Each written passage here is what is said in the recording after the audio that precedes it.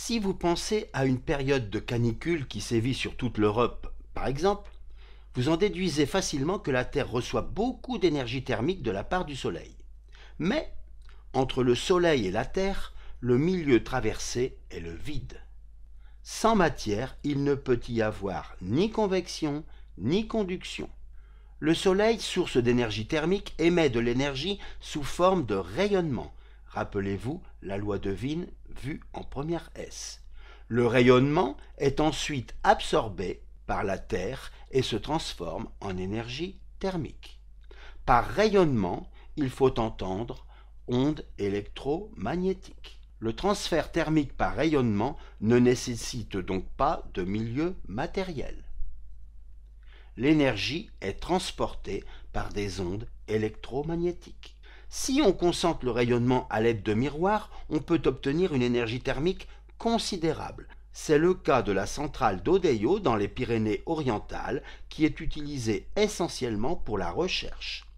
La centrale solaire Noor 1 de Ouarzazate au Maroc convertit le rayonnement en énergie thermique puis en énergie électrique.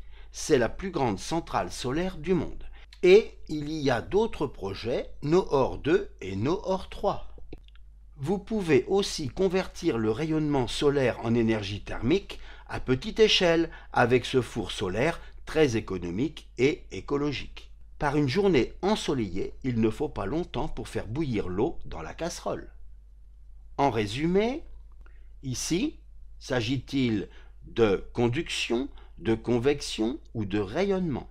Eh bien, il s'agit principalement ici de rayonnement, parce que le courant de convection se fait plutôt comme ceci. Ici, il s'agit essentiellement de convection, mais il y a aussi le rayonnement. C'est pourquoi ici, c'est très chaud.